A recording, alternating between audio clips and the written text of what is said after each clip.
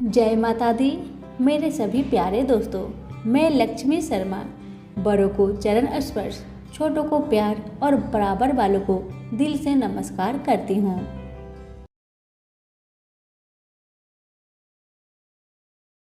प्रेम से बोलिए सातों बारों के देवता की जय हो।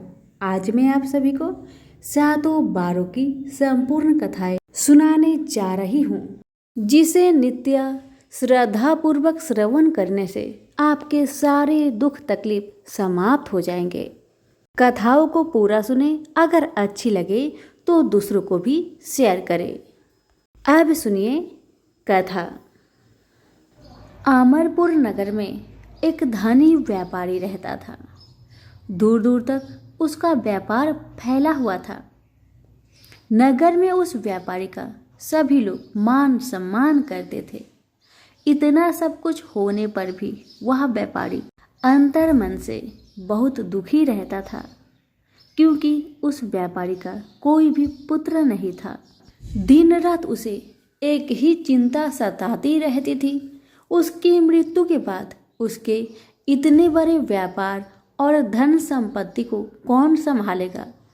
पुत्र पाने की इच्छा से वह व्यापारी प्रति सोमवार भगवान शिव की व्रत पूजा किया करता था। सायंकाल को व्यापारी शिव मंदिर में जाकर भगवान शिव के सामने घी का दीपक जलाया करता था। उस व्यापारी की भक्ति देखकर एक दिन माता पार्वती ने भगवान शिव से कहा, हे प्राणनाथ, यह व्यापारी आपका सच्चा भक्त है। कितने दिनों से यह सोमवार का व्रत और पूजा नियमित कर रहा है। भगवान, आप इस व्यापारी की मनोकामना को अवश्य पूर्ण करें। भगवान शिव ने मुस्कुराते हुए कहा, हे पार्वती, इस संसार में सबको उसके कर्म के अनुसार फल की प्राप्ति होती है। प्राणी जैसा कर्म करते हैं, उन्हें वैसा ही फल की प्राप्ति होती है। इसके बावजूद पार्वती जी नहीं मानी। उन्होंने भगवान से आग्रह किया कि नहीं प्राणनाथ, आपको इस व्यापारी की इच्छा को पूरी करना होगा। यह आपका अनन्य भक्त है। प्रति सोमवार आपका विधिवत व्रत रखता है और पूजा अर्चना के बाद आपको भोग लगाकर एक समय भोजन ग्रहण करता है। आपको इसे पुत्र प्राप्ति का वरदान देना ही पड़ेगा। पार्वती का इतना आग्रह देखकर भगवान शिव ने कहा, ठीक है पार्वती जी, आपके आग्रह पर मैं इस व्यापारी को पुत्र प्राप्ति का वरदान देता हूँ, लेकिन इसका पुत्र 16 वर्ष से अधिक जीवित नहीं रहेगा। उसी रात भगवान शिव ने सपने में उस व्यापारी को दर्शन दिए और उसे पुत्र प्राप्ति का वरदान भी दिया और उसके पुत्र के 16 वर्ष तक जीवित रहने की बात भी बताई। भगवान के वरदान से व्यापारी को खुशी तो हुई, लेकिन पुत्र की अल्प आयु की चिंता ने उस खुशी को नष्ट कर दिया। व्यापारी पहले की तरह सोमवार का विधिवत व्रत करता रहा। कुछ महीने पश्चात उसके घर अति सुंदर पुत्र उत्पन्न हुआ। पुत्र जन्म से व्यापारी के घर में खुशियां भर गई। बहुत धूमधाम से पुत्र जन्म का समारोह मनाया गया। व्यापारी को पुत्र जन्म की अधिक खुशी नहीं हुई, क्योंकि उसे पुत्र की अल्प आयु के रहस्य के बारे में पता था। यह रहस्य घर में किसी को मालूम नहीं था। विद्वान ब्राह्मणों ने उस पुत्र का नाम अमर रखा। जब अमर 12 वर्ष का हुआ तो शिक्षा के लिए उसे बनारसी भेजने का निश्चय हुआ।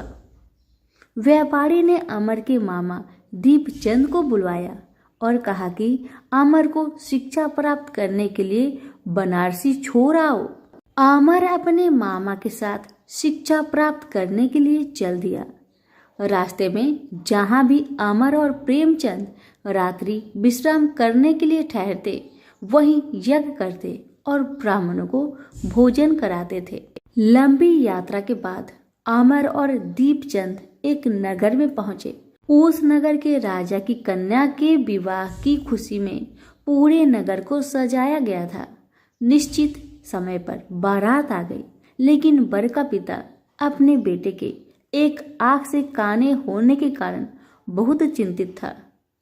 उसे इस बात का भय सता रहा था कि राजा को इस बात का पता चलने पर कहीं वह विवाह से इनकार न कर दे, इससे उसकी बहुत बदनामी होगी।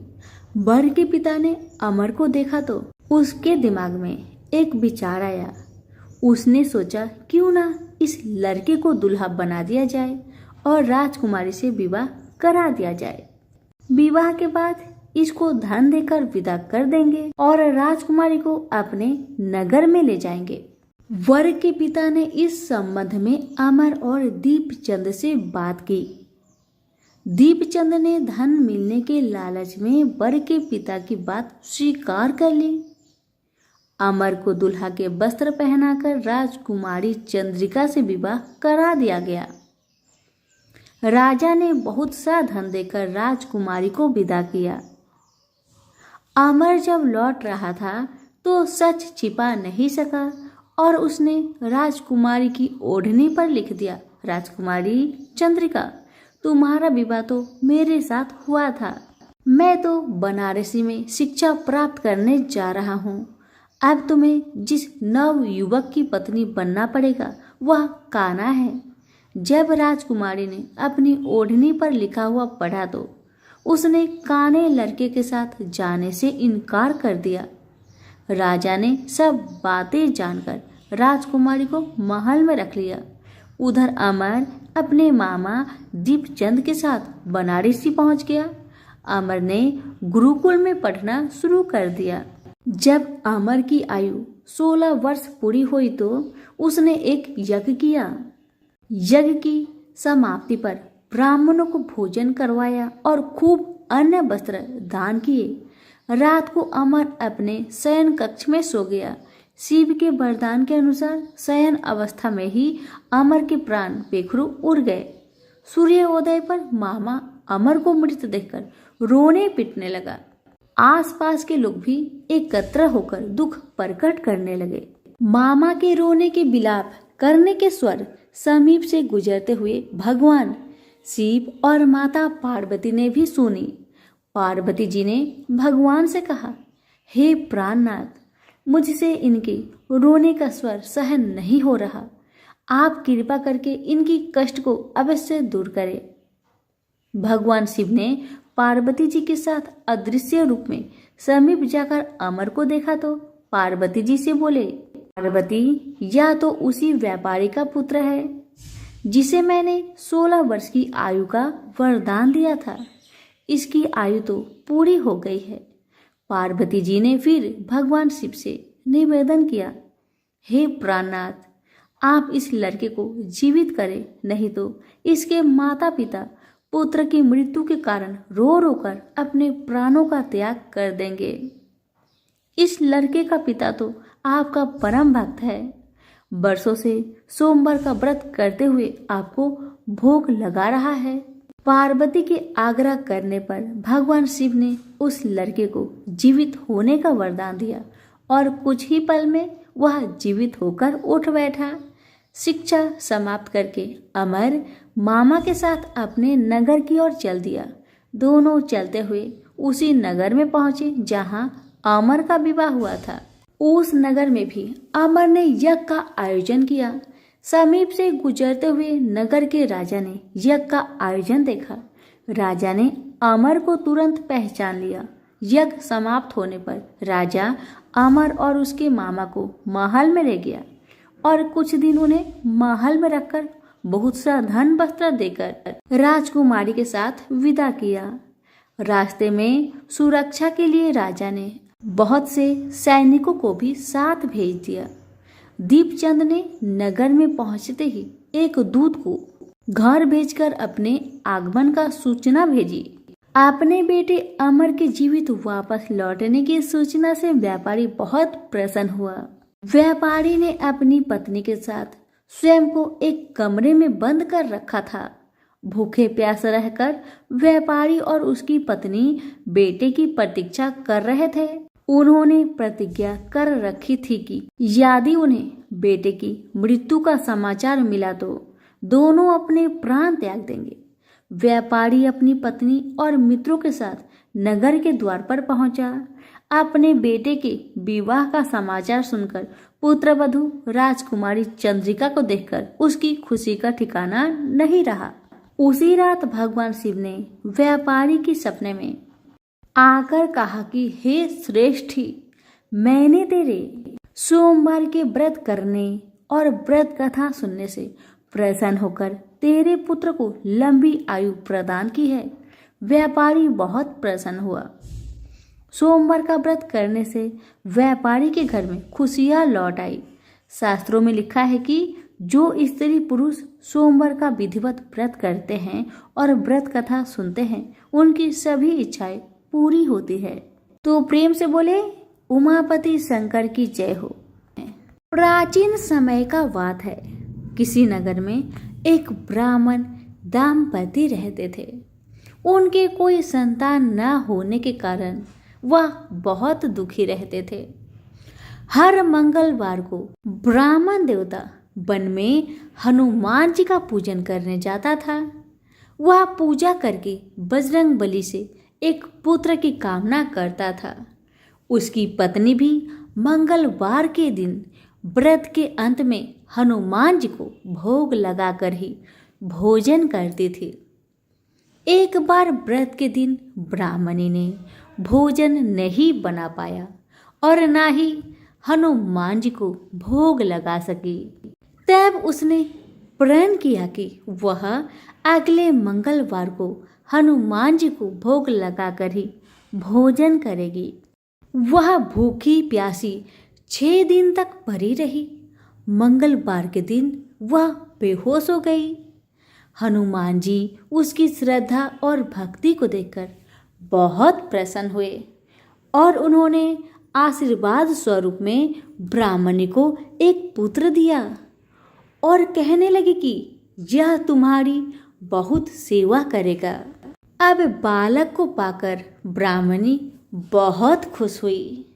उसने बालक का नाम मंगल रखा। कुछ समय उपरांत जब ब्राह्मण घर आए तो बालक को देख पूछने लगे कि ये बालक कौन है। तो पत्नी कहने लगी कि मंगलवार के व्रत से प्रसन्न होकर हनुमान जी ने उन्हें यह बालक दिया है। एक दिन मौका पाकर ब्राह्मण ने बालक को कुएं में गिरा दिया। घर लौटने पर ब्राह्मणी ने पूछा कि मंगल मेरा बेटा कहाँ है। तभी पीछे से मंगल मुस्कुराते हुए घर में प्रवेश किया। उसे वापस देखकर ब्राह्मण चौंक गया। उसी रात को बजरंग बली ने ब्राह्मण को सपने में दर्शन दिए और बताया कि यह पुत्र मैंने ही तुम्हारी पत्नी को दिया है। सच जानकर ब्राह्मण बहुत खुशी हुआ और अपनी गलती पर पछताने लगा कि मैंने अपने बेटे को कैसे कुएं में फेंक दिया। अब तो ब्राह्मण और ब्राह्मणी दोनों एक साथ नियमित रूप से मंगलवार का व्रत रखने लगे। मंगलवार का व्रत रखने वाले मनुष्य पर अपार कृपा होती है। प्रेम से बोलिए पवन पुत्र हनुमान की जय। एक समय की बात है कि साहूकार अपने पत्नी को लाने के लिए अपने ससुराल गया। कुछ दिन रहने के बाद उसने अपनी पत्नी के साथ अपने घर आने की सोची। दुर्भाग्य से उस दिन बुधवार का दिन था। लड़की के परिवार वालों ने कहा कि आज बुधवार का दिन है, जो कि किसी कार्य हेतु शुभ नहीं माना जाता है, इसलिए आज तुम मत जाओ। किंतु साहूकार ने किसी की एक ना मानी और पत्नी समेत अपने ससुराल से घर को प्रस्थान किया। रास्ते में साहूकार की पत्नी को प्यास लगी। उसने साहूकारनी से कहा, तुम बैलगाड़ी में ही बैठो, मैं पानी लेकर आता हूँ। जब वो पानी लेकर आया तो उसने देखा कि उसका शक्ल का एक आदमी उसके पत्नी के साथ बैठा है। तब उसने जाकर उस पुरुष से पूछा, तुम कौन हो? तब उसने कहा, मैं साहूकार हूँ। और फिर दोनों के बीच में झगड़ा शुरू हो गया और वहां लोग और कुछ सिपाही आ गए, जिन्होंने उस स्त्री से पूछा, तुम्हारा पति कौन है? तब वो इसका उत्तर न दे सकी और साहूकार अपने मन में कहने लगा कि ये प्रभु, कैसा लीला है आपका। तब आकाशवाणी हुई, अरे मूर्ख, आज बुधवार का दिन था, तभी तूने आज ही गमन किया। ये सब भगवान बुध देव के प्रकोप से हो रहा है, वो तुझसे रूठ गए हैं। तब साहूकार ने भगवान बुध देव से क्षमा याचना की और तब वो आकाशवाणी खत्म हो गई और इंसान के रूप में आए बुधदेव भी अदृश्य हो गए। और फिर साहूकार अपनी पत्नी संग घर गया और भगवान बुद्ध देव की पूजा की। जो भी इस व्रत कथा को सुनता है उसको बुधवार की यात्रा करने का पाप नहीं लगता है। प्रेम से बोलिए बुद्ध देव की जय हो। बृहस्पतिवार व्रत कथा प्राचीन समय की बात है। एक नगर में एक बड़ा व्यापारी रहता था। वह जहाजों में माल लाद कर दूसरे देशों में भेजा करता था, परंतु उसकी पत्नी अत्यंत कंजूस थी। वह किसी को एक दमड़ी भी नहीं देनी चाहती थी। एक बार सेठ जब दूसरे देश व्यापार करने गया तो पीछे से बृहस्पति देव ने साधु का वेश में उसकी पत्नी से भिक्षा मांगी। व्यापारी की पत्नी बृहस्पति देव से बोली, हे साधु महाराज, मैं इस दान और पुण्य से तंग आ गई हूँ। आप कोई ऐसा उपाय बताए जिससे मेरा सारा धन नष्ट हो जाए और मैं आराम से रह सकूं। मैं यह धन लुटता हुआ नहीं देख सकती। बृहस्पति देव ने कहा, हे देवी, तुम बड़ी विचित्र हो। संतान और धन से कोई दुखी होता है? अगर अधिक धन है तो इसे शुभ कार्यों में लगाओ, कुंवारी कन्याओं का विवाह कराओ, विद्यालय और बाग बगीचों का निर्माण कराओ। ऐसे पुण्य कार्य करने से तुम्हारा लोक परलोक सार्थक हो सकता है। परंतु साधु की इन बातों से व्यापारी की पत्नी को खुशी नहीं हुई। उसने कहा, मुझे ऐसी धन की आवश्यकता नहीं है जिसे मैं दान में दूं। तब बृहस्पति देव बोले, यदि तुम्हारी ऐसी इच्छा है तो तुम एक उपाय करना। 7 बृहस्पतिवार घर को गोबर से लिपना, अपने केशों को पीली मिट्टी से धोना, केशों को धोते समय स्नान करना, व्यापारी से हजामत बनाने को कहना, भोजन में मांस मदिरा खाना, कपड़े अपने घर धोना। ऐसा करने से तुम्हारा सारा धन नष्ट हो जाएगा। इतना कहकर बृहस्पति देव अंतर्ध्यान हो गए। व्यापारी की पत्नी ने बृहस्पति देव के कहे अनुसार 7 बृहस्पतिवार वैसा ही करने का निश्चय किया। केवल 3 बृहस्पतिवार बीते थे कि उसके समस्त धन संपत्ति नष्ट हो गई और वह परलोक सिधार गई। जब व्यापारी वापस आया तो उसने देखा कि उसका सब कुछ नष्ट हो चुका है। उस व्यापारी ने अपनी पुत्री को सत्वाना दी और दूसरे नगर जाकर बस गया। वहाँ वह जंगल से लकड़ी काट कर लाता और शहर में बेचता। इस तरह वह अपना जीवन व्यतीत करने लगा। एक दिन उसकी पुत्री ने दही खाने की इच्छा प्रकट की, लेकिन व्यापारी के पास दही खरीदने के पैसे नहीं थे। वह अपनी पुत्री को अवशासन देकर जंगल में लकड़ी काटने चला गया। वहाँ एक वृक्ष के नीचे बैठ अपनी पूर्व दशा पर विचार कर रोने लगा। उस दिन बृहस्पतिवार था। तभी वहाँ बृहस्पति देव साधु के रूप में सेठ के पास आए और बोले, हे मनुष्य, तू इस जंगल में किस चिंता से बैठा है। तब व्यापारी बोला, हे महाराज, आप सब कुछ जानते हैं। इतना कहकर व्यापारी अपनी कहानी सुनाकर रो पड़ा। बृहस्पति देव बोले, देखो बेटा, तुम्हारी पत्नी ने बृहस्पति देव का अपमान किया था, इसी कारण तुम्हारा यह हाल हुआ है। लेकिन अब तुम किसी प्रकार की चिंता मत करो। तुम गुरुवार के दिन बृहस्पति देव का पाठ करो। 2 पैसे के चने और गुड़ को लेकर जल के लोटे में शक्कर डालकर वह अमृत और प्रसाद अपने परिवार के सदस्यों और कथा सुनने वालों में बांट दो। स्वयं भी प्रसाद और चनरा मिलट लो। भगवान तुम्हारा अवश्य कल्याण करेंगे। साधु की बात सुनकर व्यापारी बोला, महाराज, मुझे तो इतना भी नहीं बचता कि मैं अपनी पुत्री को दही लाकर दे सकूं। इस पर साधु जी बोले, तुम लकड़ियां शहर में बेचने जाना। तुम्हें लकड़ियों के दाम पहले से चौगुने मिलेंगे, जिससे तुम्हारे सारे कार्य सिद्ध हो जाएंगे। उसने लकड़ियां काटी और शहर में बेचने के लिए चल पड़ा। उसकी लकड़ियां अच्छे दाम में बिक गई, जिससे उसने अपनी पुत्री के लिए दही लिया और गुरुवार की कथा हेतु चना गुड़ लेकर कथा की और प्रसाद बांटकर स्वयं भी खाया।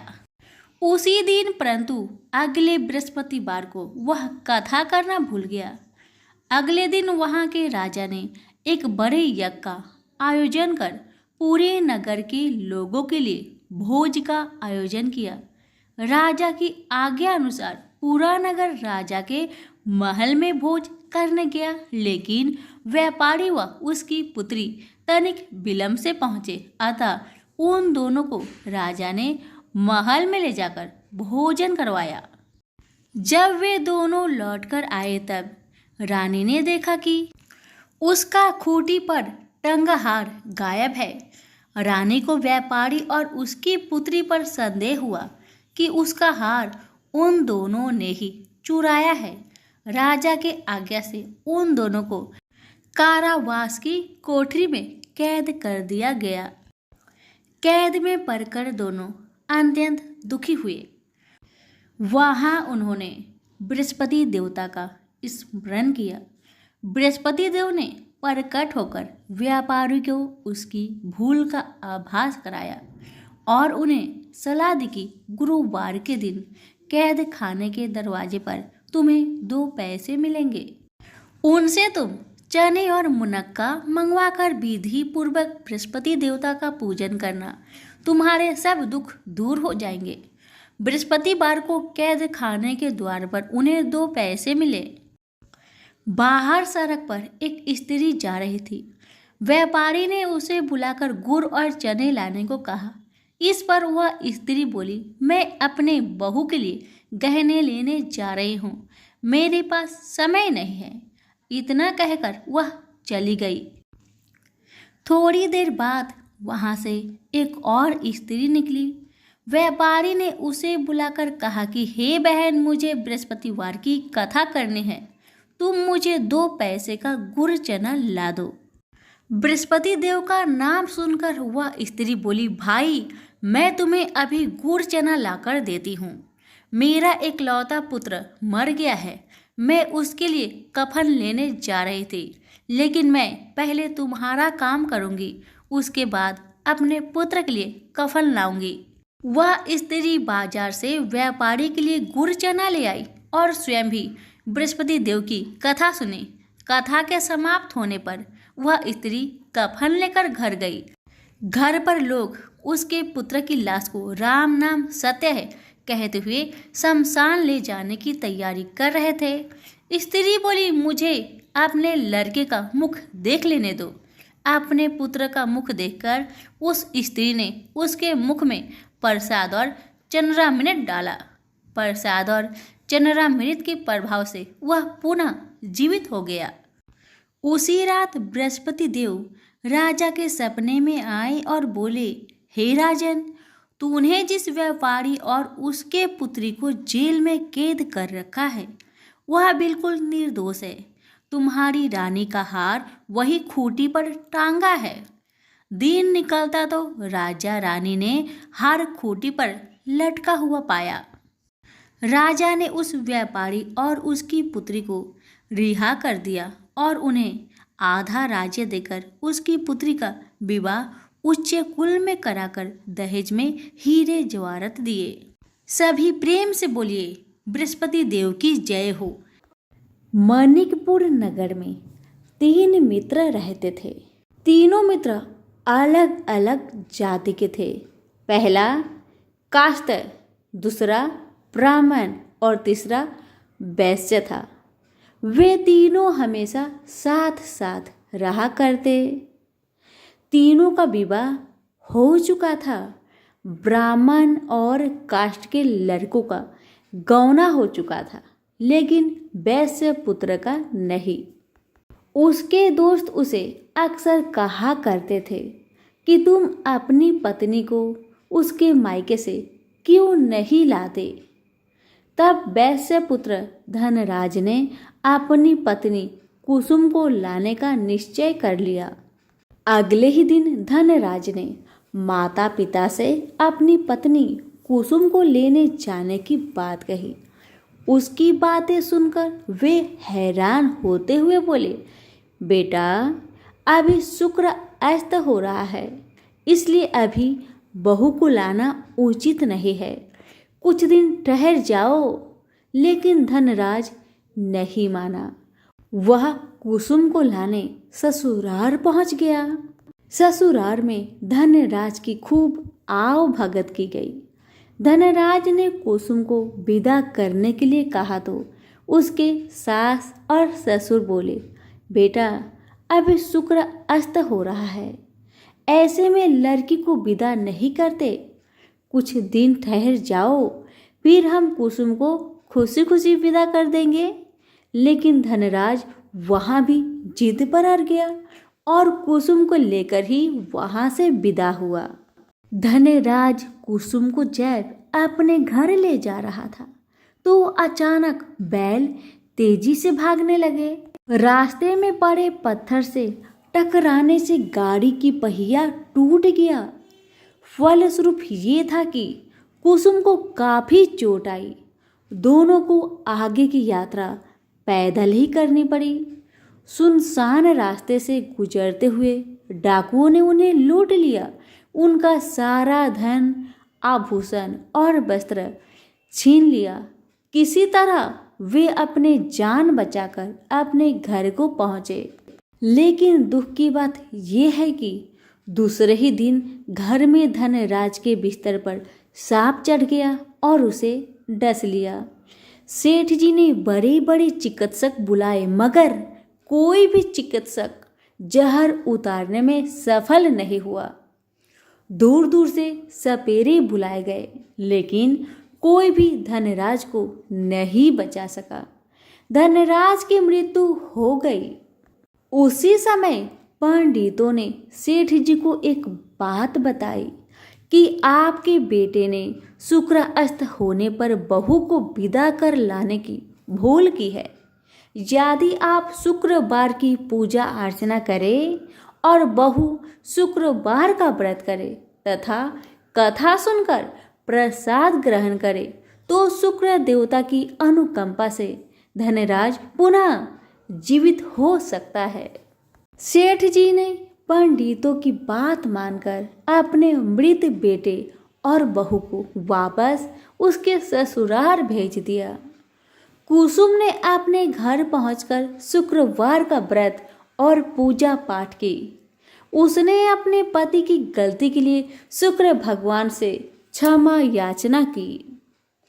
फलस्वरूप धनराज जीवित हो उठा।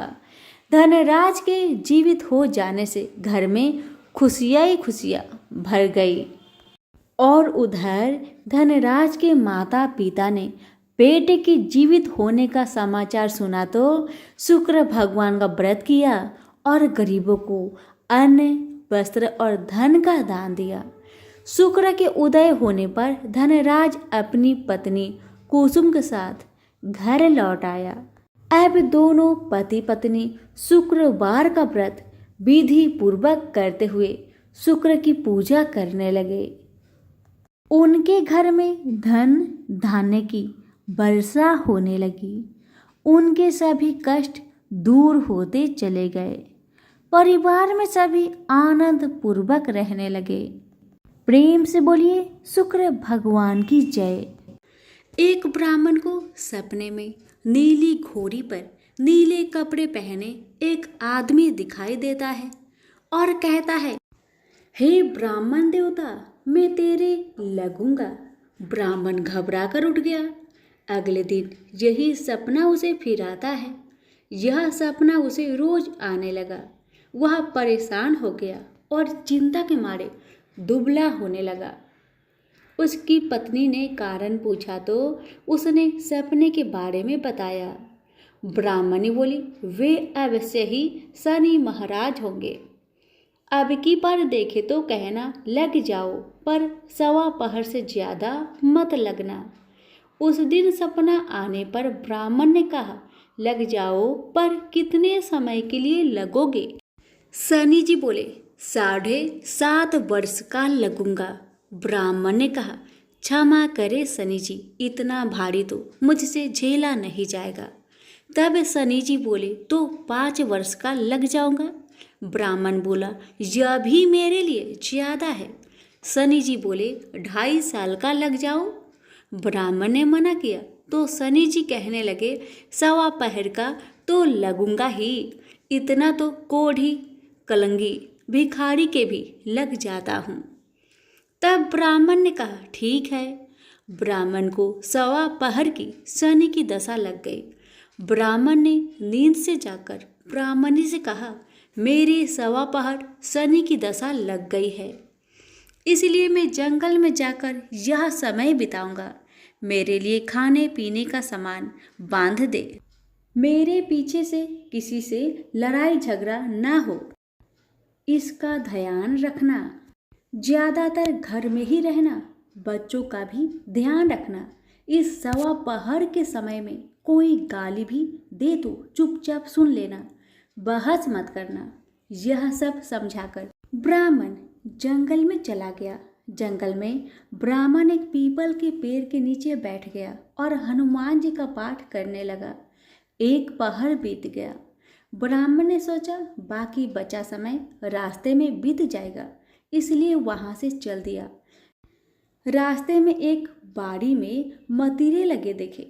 माली से एक मतीरा खरीदा, पोटली में बांधा और आगे बढ़ा। आगे एक आदमी मिला जो असल में शनिदेव थे। ब्राह्मण से पूछा, पोटली में क्या है? उसने कहा, मतीरा है।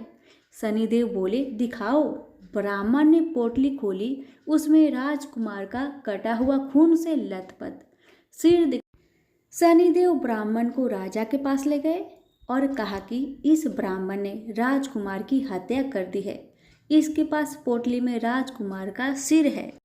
राजा ने कहा, मैं यह नहीं देख सकता, इस ब्राह्मण को सूली पर चढ़ा दो। राजा के यहाँ हाहाकार मच गया। ब्राह्मण को सूली पर चढ़ाने से पहले पूछा क्या कि उसकी कोई आखिरी इच्छा हो तो बताए। ब्राह्मण ने सोचा किसी तरह सवा पहर पूरा करना होगा। उसने कहा वह रोज बालाजी की कथा सुनता है। मरने से पहले अंतिम बार बालाजी की कथा सुनना चाहता हूँ। ब्राह्मण को कथा सुनाने का प्रबंध किया गया। कथा कहते कहते सवा पहर पूरा हो गया। शनि की दशा टलते ही राजकुमार शिकार खेर कर लौटता हुआ दिखाई दिया। राजकुमार को आता देख राजा बहुत खुश हुआ, लेकिन उसे निर्दोष ब्राह्मण की हत्या का दोष लगने का डर सताने लगा। उसने तुरंत घुड़सवार सैनिकों को ब्राह्मण को आदर सहित ले आने के लिए भेजा। ब्राह्मण राज दरबार में आया तो राजा ने क्षमा मांगी और पोटली दिखाने के लिए कहा। पोटली खोली तो उसमें मतीरा था। राजा ने इन सब के बारे में पूछा तो ब्राह्मण ने बताया, मुझे सवा पहर की शनिचर की दशा लगी थी। इस कारण यह सब तमाशा हुआ। राजा ने पूछा, यह दशा कैसे टलती है? ब्राह्मण बोला, राजा, ये सेठ के लगे तो काला हाथी या काला घोड़ा दान करे, गरीब के लगे तो पीपल की पूजा करे तब बोले, साचा शनिचर कहिए, जाके पाव सदा ही पड़िए। शनि की कहानी सुने, तिल का तेल और काला उड़द दान करे, काले कुत्ते को तेल से चूपर कर रोटी खिलाए तो शनिचर की दशा उतर जाती है। राजा ने उसे मदिरा वापस दे दिया। घर आकर ब्राह्मण ने मदिरा काटा तो उसके बीज की जगह हीरे मोती निकले। ब्राह्मणी ने पूछा, यह कहाँ से लाए? आप तो कह रहे थे शनि की दशा लगी है। ब्राह्मण ने कहा, जब दशा लगी थी तो यही मदिरा राजकुमार का सिर बन गया था। उतरती दशा के शनि जी निहाल कर गए। हे शनि देवता, जैसे ब्राह्मण के शनि की दशा लगी वैसे किसी के ना लगे, निहाल सबको करे। प्रेम से बोलिए, शनि महाराज की जय हो। धन्यवाद। एक गांव में एक बूढ़ी माई रहती थी। वह रविवार के दिन अपने घर को गोबर से लीपा करती थी। उसका यह अटल नियम था। बुढ़िया माई रविवार के दिन भर निराहार व्रत रहकर शाम को अन्न निर्मित खाद्य तथा फल भगवान सूर्य देव को अर्पित करती तथा उस प्रसाद को सूर्य अस्त होने से पहले ही ग्रहण कर लेती। इसी नियम से प्रत्येक रविवार को पूजन करने के कारण थोड़े ही दिनों में बूढ़ी माई का घर धन धान्य से भरने लगा। उस बुढ़िया का आर्थिक दशा में प्रगति देखकर उसकी एक पड़ोसन उससे जलने लगी। उसकी पड़ोसीन अपने मन में सोचने लगी कि मेरी गाय की गोबर से लिपने पोतने के कारण ही बुढ़िया माई इतनी धनवान बन रही है। पड़ोसन के मन में आया कि अब बुढ़िया को अपने गाय का गोबर गलती से भी लेने नहीं दूंगी। इसी कारण से वह पड़ोसन अपनी गाय को घर के भीतर बांधना शुरू कर दी, जिस कारण से बूढ़ी माई को गोबर मिलना बंद हो गया। बेचारी बुढ़िया अब तो दूसरे रविवार के दिन अपना घर को गोबर से न लिप सकी, इसलिए बड़ी असुविधा हुई। अपने नियम में बाधा पड़ने के कारण वह बुढ़िया बहुत उदास हो गई। मानसिक चिंता के कारण बुढ़िया उस दिन भगवान सूर्य देव को कुछ भी अर्पित ना कर सकी और न तो स्वयं ही प्रसाद रूप में कुछ ग्रहण किया। शाम को वह भूखी प्यासी चिंतातुर अवस्था में सो गई। रात्रि में भगवान सूर्य नारायण ने उस बुढ़िया को सपने में दर्शन देकर दुख का कारण पूछा। तब बूढ़ी माई ने दुखी होकर कहा कि आज गोबर न मिलने के कारण मैं नियम अनुसार आपका पूजन न कर सकी। मेरा नियम भंग हो गया है। इसी एक बात से अत्यंत दुखी हूँ। बुढ़िया की बातों से दरियाद्र होकर सूर्य भगवान ने कहा, मैं तुम्हें एक गाय देता हूँ जिससे तुम्हारी इच्छा पूर्ण होगी। मैं तुम्हारे व्रत पालन की निष्ठा से अत्यंत प्रसन्न होकर तुम्हें वरदान देना चाहता हूँ, अर्थात अब से सदैव तुम्हारा घर धन पुत्र आदि से संपन्न रहेगा। इतना कहकर भगवान वहीं अंतर्ध्यान हो गए। सुबह उठने पर बुढ़िया ने अपने आंगन में एक बछड़े वाली गाय को देखा। रात्रि में देखे हुए सपने की बात बूढ़ी माई को याद आने लगी। बुढ़िया ने गाय को घर से बाहर बांधकर उसके चारे की व्यवस्था की। बूढ़ी माई के दरवाजे पर बंधी हुई गाय को देखकर उसी ईर्ष्यालु पड़ोसन के आश्चर्य का ठिकाना ना रहा। उसी समय पड़ोसन क्या देखती है कि बूढ़ी माई के आंगन में जो गाय बंधी हुई है वह तभी गोबर करती है और वह गोबर सोने की होती है। इसे देखकर पड़ोसन की आंखें फटी की फटी रह गई। अब तो बूढ़ी माई के पड़ोसन ने उस सोने की गोबर के स्थान पर अपनी गाय का स्वाभाविक गोबर रखकर उसे उठा लिया, परंतु बूढ़ी माई को पड़ोसन की इस कपट चरण का भेद न जान सकी। बूढ़ी माई के इस अज्ञानता पर भगवान सूर्य देव ने विचार किया, मेरी गाय से इस बुढ़िया का उपकार नहीं हो रहा है। इसलिए भगवान ने अपनी माया से एक भयंकर तूफान उत्पन्न कर दिया, जिसके फलस्वरूप बड़े बड़े विशाल वृक्ष भी टूटकर भूमि पर गिरने लगे। इस विनाशकारी दृश्य को देखकर बूढ़ी माई ने अपने गाय को घर के भीतर बांध दिया। प्रातःकाल उस गाय से बूढ़ी माई को सोने की गोबर प्राप्त हुई। इसे देखकर बूढ़ी माई बहुत प्रसन्न हुई और वह उसकी सुरक्षा के लिए नित्य ही गाय को भीतर बांधती। बुढ़िया के सावधानी से अब उसकी पड़ोसन का कोई वश नहीं चलता था। एक दिन पड़ोसन ने बुढ़िया की गाय छीन लेने के उद्देश्य से एक चाल चली। उसने राजा के पास उपस्थित होकर राजा से निवेदन किया कि महाराज, मेरी पड़ोसन बुढ़िया के पास एक अद्भुत गाय है जो सोने की गोबर देती है, अतः वह गाय यदि महाराज आपके पास रहे तो उससे जनता का लाभ हो सकता है।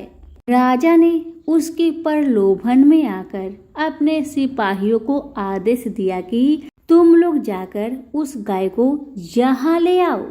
सिपाहियों ने तुरंत आज्ञा का पालन किया। अब वह गाय का गोबर उठाकर न ले जाने पावे। आदेश देकर राजा महल में चले गए। उस दिन की रात में राजा को प्रसन्नता के कारण नींद न आई। राजा सवेरे होने की प्रतीक्षा उत्सुकता पूर्वक करने लगे। सुबह गाय के पास जाकर देखा, वहां स्वाभाविक गोबर के अतिरिक्त कुछ न था। राजा की क्रोध अग्नि भड़क उठी। उन्होंने बूढ़ी माई को बुलवाया और राजा ने उस बुढ़िया से पूछा, क्या तुम्हारी गाय सोने का गोबर देती है? इस बात की सूचना पर मैंने तुम्हारी गाय मंगवाई थी, फिर क्या कारण है कि गाय वैसा गोबर न दे सकी? बूढ़ी माई ने उत्तर दिया, महाराज, गाय के गोबर से घर लिपना मेरा नित्य नियम का काम है। मैं दिन भर व्रत रहकर सायंकाल भगवान सूर्य को नैवेद्य अर्पित कर उस प्रसाद को ग्रहण करती हूँ। मेरे पास जब अपनी गाय न थी तो मैं पड़ोसन के गोबर से घर लिपती थी। देवयोग से गोबर के अभाव में एक दिन में अपने नियम का पालन न कर सकी। उसी दिन में रात्रि में भूखी ही सो गई। रात्रि में भगवान ने स्वप्न देकर मुझे यह गाय प्रदान की है। मेरी इस चालू पड़ोसन ने आपको सूचना देकर मेरी गाय मुझसे छिनवा ली है। गाय के संबंध में बस मैं इतना ही जानती हूँ। बुढ़िया की बातों से संतुष्ट होकर राजा ने कहा, बूढ़ी माँ, मुझे क्षमा करो, मैं अज्ञानतावश तुम्हारी गाय मंगवा ली है। अब मैं तुम्हारी गाय तुम्हारे घर भेज देता हूँ। इस कार्य के निमित्त तुम्हारी पड़ोसन अपराधनी है और उसे इसका दंड मिलना चाहिए। अपनी गाय वापस पाकर बुढ़िया प्रसन्न होकर अपने घर को चली गई। इसके बाद राजा ने उसकी अपराधीन पड़ोसन को बुलाकर उसे उचित दंड दिया। उस दिन राजा ने अपने नगर में घोषणा करवा दी कि रविवार के दिन सभी नगरवासी दिन भर व्रत रहकर सूर्य देव का पूजन करें। राजा स्वयं भी रविवार व्रत के नियम का पालन करने लगा। व्रत के प्रभाव से राजा दिग्विजय करता हुआ अपने राज्य का विस्तार करने लगा। व्रत करने पर सूर्य भगवान प्रसन्न होकर उसे धन धान्य से समृद्धि और संपूर्ण रोगों से मुक्त कर देते हैं। इस व्रत के प्रभाव से अंधे और कुष्ठी मनुष्य को विशेष लाभ होता है। हे सूर्य भगवान, जैसे आपने उस बूढ़ी माई पर अपनी कृपा बरसाई, वैसे ही आपकी कथा कहने वाले, हुक्कारे भरने वाले सभी पर अपनी कृपा बनाए रखे। तो प्रेम से बोलिए सूर्य नारायण की जय हो।